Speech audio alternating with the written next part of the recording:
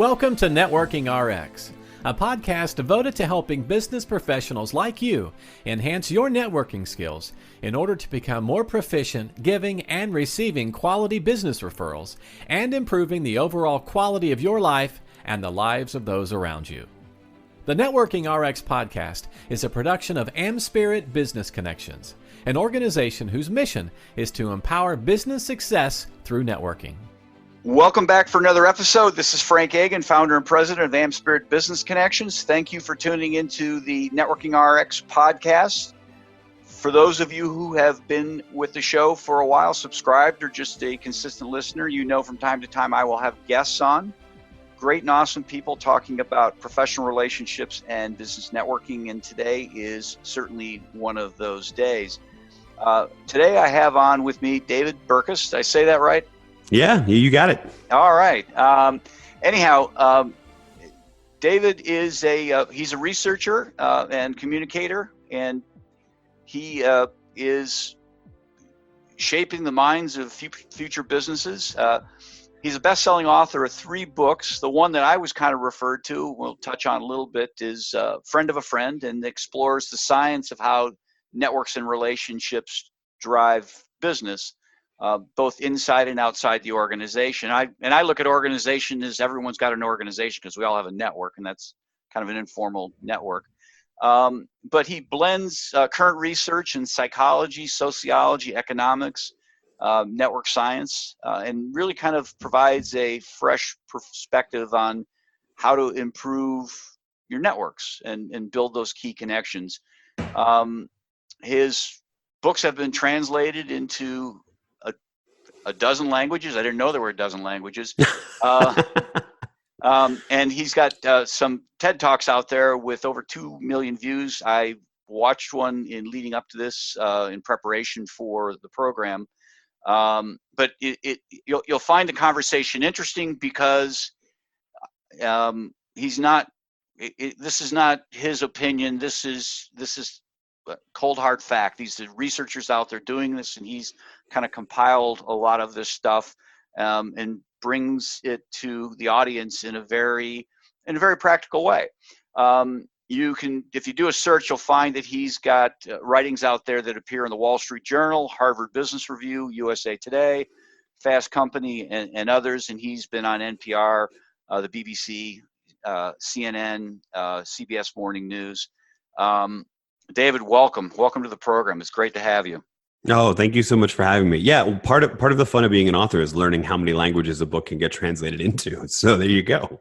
Now, did they come to you and say, "Hey, can we do this in Swahili?" Or is it just you sign a blanket, go for it? So it happens in 2 different ways, and the second way is way more interesting. The first is your publisher publishes the book in English in North America, and then usually reaches out to a lot of places. I mean, you can count on, if you're working with a traditional publisher, a Chinese language edition, a Japanese language edition. Those markets are just so big. Right. But what the other thing that's really fun is after it's out for a while, you start to get inbound inquiries. So, for example, later in 2020, I'm speaking in Vilnius, Lithuania, and the conference wanted to create an edition in Lithuanian. I didn't know that was a language. Okay. Right? So those are kind of more fun because I've never had somebody say, I just read your book and I'd love to translate it into Swahili. But yeah, occasionally you get people who find it in English and then reach out to us. And that's a lot of fun. Yeah.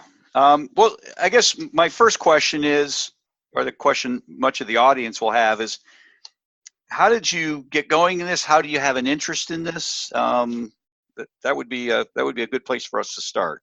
Yeah. So my dirty little secret is that I've wanted to be a writer since I was like 14 years old. And when you are 14, you're thinking you're going to be a fiction writer, right? And so I went to university, I went to undergrad to study English and creative writing. And in that time found sort of the very first popular science writers. So like Malcolm Gladwell's essays in the New Yorker. I don't even think his first book was out at this point. And people who were saying, wow, you're diving into the research, but you're not boring the way my textbooks are. You're blending storytelling and the science and prescription. And I was fascinated with that. And so I went to graduate school to study organizational psychology with that intent. of being a writer one day. Now, the funny thing that happens as soon as you commit to any graduate program in just about anything is you're suddenly on the academic track. And so I ended up spending 6 years as a full-time business school professor after I graduated with a doctorate. But again, the goal was always sort of writing. And in particular, a friend of a friend, when you teach in a business school, you see that the problem that you spoke to earlier, which is most of the advice that your business students are picking up on how to network their way into their job is conjecture. It's the way that I always say it, I stole this from Austin Kleon, is that advice is autobiographical. All advice is somebody else's story about what worked for them. Well, I'm trained as a researcher now. Advice is a sample size of one. I want sample sizes of thousands, right? Or tens of thousands. And so that led me to reading a lot of different network science studies, some of which are in the popular imagination, like strength of weak ties studies and 6 degrees of separation, but some are not. There's a lot of things about the way that humans connect and interact and form clusters and organizations that hasn't bridged over into that popular press area. And as a result, people just end up reading these advice books, then go try and apply that advice at a networking event or a conference, and then complain, oh, I feel so sleazy and inauthentic. Well, no wonder, because you're pretending to be someone else when you're trying to apply that person's advice. I'd rather say, here's what the science says. You design a networking strategy that's unique to you and works for you. Yeah, I think that's really good advice. I mean, there's nothing wrong with people giving their opinions. They work hard, and there's certainly some validity to it. But it's a sample size of one, as you said. But they're always leaving little things out. You know, hey, I did this and it worked. Okay, it could have been the right day, right time, wearing the right suit, approaching the right person, and it worked. And your day is totally different, and you don't have all the variables. So, but I watched the I keep saying podcast. I watched the TED Talk, the one you did with the University of Nevada. In fact, I recently just shared it on LinkedIn and Facebook and recommended it to other people. But you talk about 3 ideas in there I really would want to kind of touch on. The first was connecting with old friends, and I think the term you used for it was dormant ties. Is that correct? Yep. You want to talk on that? That would be great. We'll kind of work through these. Yeah. So if you're a sort of a networking junkie like we are, and you've read the advice books and all that sort of stuff, you're probably familiar with the strength of weak ties studies. But where we are in the research around this phenomenon right now is the most powerful form of a weak tie is what we call a dormant tie. Somebody you know, but you haven't talked to in a while. Maybe you had a close relationship working together, or you lived near each other and then one of you moved, something like that. I mean, relationships fall by the wayside sometimes, right? Yeah. And what's amazing is how much power can be unlocked when you reconnect with those, because similar to strangers, I mean, the reason people go to networking events, the reason they go to conferences, the reason they try and meet new people is that new people have access to new information, new potential introductions or referrals, even sometimes just new ways of seeing the world that educate you, right? So there's some value in that. If you just hang out with the same 5 people all the time, eventually 4 of them become unnecessary because you all think alike, right? And that's a problem. Dormant ties are this sort of happy medium where there's not nearly as much awkwardness of trying to build rapport with a total stranger. You have rapport with them. They're old friends, right? But because they haven't just been they haven't been cryogenically frozen while you haven't talked to them, right? They're not like Han Solo. That's what I was grasping for, locked in frozen carbonite. They're out there. They're interacting with other people. So they're making those same connections that strangers are making. And so, we sort of know this because you'll see it, like if you're looking for a job, one of the pieces of advice you get all the time is reaching back out to former colleagues at past jobs, et cetera. But that's really, in a lot of cases, too late, because then it can get really awkward, right? Because now you need something from them, and people can sort of smell that desperation on you and think, no, this is the real reason. They don't actually care about me. So what I like to encourage people to do is develop a system where you're regularly checking back in with those people, even if it's just light touches like text messages or phone calls that say, I was thinking about you, I hope you're well.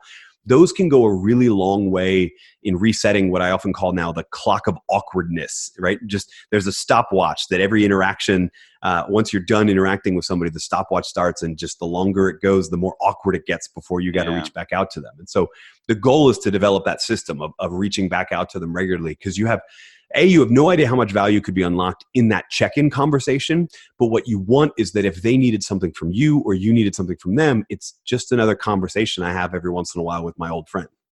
Yeah, no, that's good. A couple thoughts, and I have a friend who occasionally will be displaced, and he makes. I feel for him. I don't want to say no to him. I feel bad, but it's like, hey, I haven't talked to you in 5 years. I need to do a better job of keeping up, but I need some connections. Yeah. But people do get hung up with the dormant ties because, in their mind it's as they do think people are frozen in time. Like, oh my God, Bert, he was the fraternity drunk. Well, Right. he took over his dad's business. He's a millionaire now. Yeah. He didn't stay in place. He's still not mixing punch and vodka in a garbage can. True story. But anyhow, so reconnecting with old friends. And the other thing you talked about was make your work friends real friends. Yeah. So we have a tendency to, like you said, to kind of put people in a bucket and keep them there forever, right? Like they're frozen in time. But the other thing is we have a tendency to put people in just one bucket, right? So however we meet somebody, the context that we meet them in, we just kind of label them as that. They're a work friend, right? They're a fellow accountant, or they're a personal friend. We both play golf or do some hobby, or they're a church friend, or our kids go to school. We put whatever label we want on it. And then we take this mental shortcut of always thinking of our interactions with them just in that label. Well, that's not how networks work. That used to be how the people that studied networks studied it for a long time. Was just if you knew somebody, they would draw a single line between you two as two different nodes in the network. And then they realized they had to graphically represent these different contexts for connection. Sometimes you work with people and your kids go to school together and you both like golf, right? So there are multiple different things that you could talk about, ways that you connect, communities that you're a part of. So they started drawing multiple lines between multiple nodes in the network and started labeling that multiplexity. Now it got really interesting because we find that opportunity and information doesn't respect the labels that you put on people. So work friends turn into business opportunities and vice versa. We're actually, business history is full of personal connection people who then went into business together, right? Ben and Jerry were the two slowest, fattest kids in high school who always loved food. That's probably why they were the slowest, fattest kids. And they would talk as they would walk laps while everybody else ran laps. And then they went off to college separately. But then when they got back together, they decided, like, we love food. Let's do something in food. And ice cream seemed like the easy choice for them. But they were friends for 15 years before they ever were business opportunities, right? You're in Ohio. You're in Columbus, right? So not Columbus, but Cincinnati, Ohio, home of Procter and Gamble, right? Multi-billion-dollar consumer package company. That was started because Mr. Procter and Mr. Gamble were married to a set of sisters, and their father-in-law was the one that was like, you're always competing for clients. Why don't you just go into business together, right? And the same thing happens. Personal relationships grow out of business relationships. But until we start to see that there are no work friends and real friends, there's just friends, we're actually limiting ourselves from a lot of opportunities that we could uncover. That's a good point. One of the things I talk about from time to time on the podcast, and certainly with guests, is, and people forget this. Well, they don't forget it, but they don't really think about it. But we have one brain, and the brain, there's not a separate part for professional life and personal life. It's one brain, and it sees betrayal the same way it does personally as professionally. Now, certainly personally, it can be more intense because of romance and all that stuff, but it knows know, like, and trust. In personal, it's all the same. And so when we do have, people at work, they're professional. We're professionally connected, but we kind of have that same affinity that, okay, I really like this person or I don't like this person. Yeah. And you uncover a whole lot about people. You actually end up moving people into the I like this person zone better when you uncover more things about them than just their work, right? Like I encourage most people, if you're meeting someone in a business context, not to ask, what do you do? Because you'll get to it. Like you're here, you're at a conference together, you're at a networking event together, you'll talk about work. Make sure you're asking about other questions, hobbies, habits, background, etc. Humans are multifaceted. And when you are multifacinated with them, really good things happen. Yeah. As you were talking, I was thinking of the story of how George Washington met Betsy Ross. I mean, they were They went to church together. Yeah. Back in the day when you just, you had your own pew, right? And these pews happened to be next to each other, and they got to know each other. Well, actually, Betsy Ross, she was a Quaker, so she had kind of converted over to that church and was written out of the Quaker religion. But same sort of a thing. I guess they were friends. Well, I don't know if there was any money that exchanged hands, but just, same sort of a thing. They became work friends after they were real friends. And the third thing you talked about was connect. And this I think is probably the most powerful that people really need to kind of get their head around, is connect through friends of friends. Yeah. Yeah. Because we get stuck. We get stuck. I don't know anybody. You do. Yep. Well, and not only that, like the subtitle of the book, I talk about uncover the hidden network, and it's hidden from you. It's not hidden anywhere else. It's hidden from you because you think about the people the 24 people you're really close with, and then you think you've tapped out your network. So forgetting dormant ties, that's a part of it. So you've hidden that from yourself. Right. But then you said earlier, you only have one brain. Totally true. There's also only one network. It's 7.7 billion people strong, right? Yep. And you're somewhere in it. It's not your network, right? It's the network that you're a part of. And so when you think about that, and by the way, that network really is connected by 5 to 6 introductions. Kevin Bacon is not the center of that network. So it's not 6 degrees of Kevin Bacon. It's 6 degrees of everybody. Now, I'm not interested in getting through and trying to meet somebody that's 5 handshakes away. I'm just interested in the math. If there are 7.7 billion people connected by 5 or 6 introductions, there are tens of millions of people connected by 1. So I can say pretty confidently that almost any opportunity you need to unlock, information you need to find, person you need to connect with is probably just 1 degree of separation out. But I will say, even the people that know this and see the numbers on this and the science on this, they still tend to do it wrong, in the sense that this is where LinkedIn stalking comes from, right? We identify, I want to go work at Google. So we search for people who work at Google, and then we go, Frank knows somebody at Google. I'll go beg Frank for an introduction. Well, Frank may not want to. I might be like that friend that only contacts him every 5 years. Frank doesn't want to give me that introduction, right? So I think it's much better, and this is actually in network science, this is referred to as the problem of search in social network. How do you find the person that you want to get connected to? And the best strategy, that using different AI and computer algorithms, we've been testing this, the best strategy is an open one, is just to say, to go down as many roads as you can as possible. Now, I'm not a computer algorithm, so I can't do all of that, but what I can do is ask my existing friends a question like, who do you know in blank? With blank being that industry, that sector, et cetera, which gives me multiple names most of the time, and usually gives me names that people are comfortable referring me to, rather than just me going and finding one singular person, putting all my hopes on it, and then being shocked because Frank doesn't want to make that introduction, because every introduction is also a recommendation, and maybe I haven't earned that recommendation yet. Right. My strategy, and it seems to work, is in franchising AmSpirit Business Connections.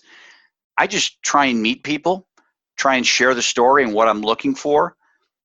I'm never pushy about it. And I just let it lie out there. And sometimes it takes a while for it to incubate. Sometimes people right away say, hey, I know somebody. But the more people I talk to, the greater the likelihood that that's going to kind of be moved on. Yeah. And there's got to be an element of patience. The people who come to me and say, I need to make quota by the end of the month, good luck. That's not networking. That's hardcore sales, and that's totally different. And that's relying on a numbers game of just churning through people, right?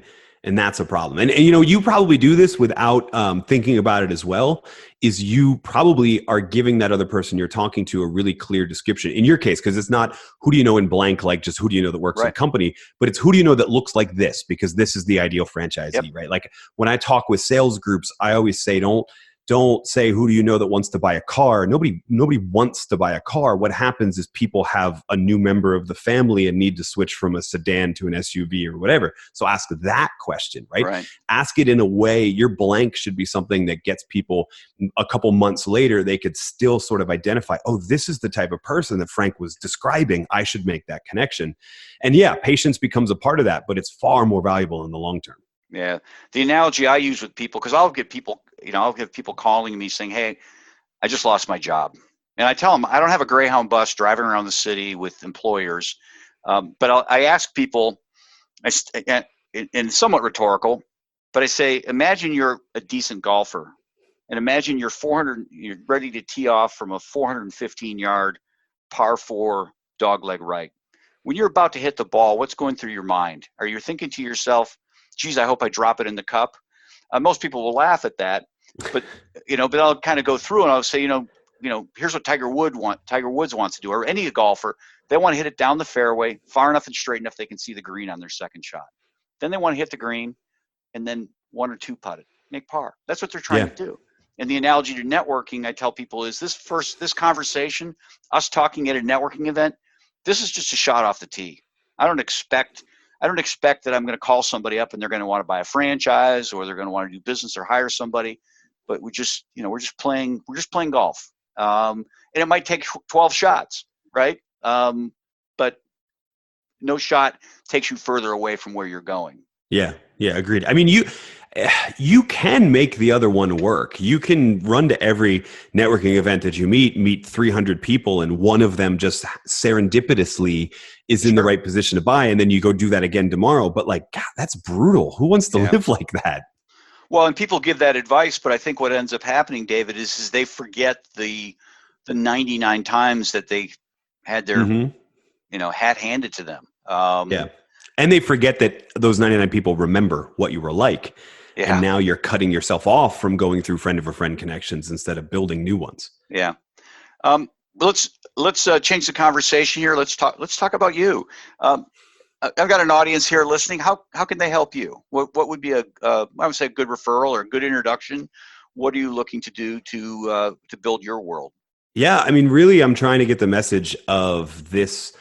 I don't want to call it a better way because that sounds super narcissistic, but an evidence-based way to build out your network. I'm trying to spread that word far and wide. And so, I mean, we deliberately chose friend of a friend for that reason we talked about, that there are no work colleagues and friends. It's all just friends. Right. The other is we're really hoping to anchor on people's mind that when they hear that term friend of a friend, it creates that sort of word of mouth. So anything anybody can do to help spread the word. I mean, obviously, it'd be great if you buy a copy of the book, but I care about the message more than the book. So anything you can do to help spread the word on that is hugely appreciated. Okay, great. What's the best way for people to contact you? However they choose. Okay. What I always tell people is if you go to davidburkus.com, burkus.com, scroll all the way down to the bottom, or I think it's also in the top right corner. There's whatever social media icon you want to chat with. Everything other than TikTok, I'm too old for that. Okay. But wherever else is where you prefer, we post content there. We respond to messages there. Even old school social networks like email, we have that, and we still reply. Well, I will put davidburkus.com in the show notes so they can. I do the same thing. It's just much easier to change one location with whatever. So when you get new school and you decide to put TikTok on there, then you're all set. Yeah. So I don't even know what it is. I'm that old. It's like Twitter for little videos. They're like 15 seconds or something. I don't. But somehow music is involved every time. Yeah. I don't really understand it. That's when I officially knew I was getting old. Right. My kids are actually pretty young. I'm still pretty young. But as soon as there's a social network and someone explains it to you and you don't want an account, then you're like, all right, I'm officially old. Yeah, that's okay. Well, David, I appreciate your time today. This has been great. Thanks for being on. Yeah, thank you so much for having me. Thanks for joining us on the Networking RX podcast. Please put what you've learned into action today and let us know if you have questions, comments, or ideas for future topics. You can email them to us at podcast@amspirit.com. That's AMSPIRIT.com. Finally, so you never miss an episode, be sure to subscribe to the Networking RX podcast through iTunes, Overcast, or however you receive your podcasts. Now get out and network with someone. The Networking RX podcast is the copyright production of AmSpirit Business Connection. All rights reserved.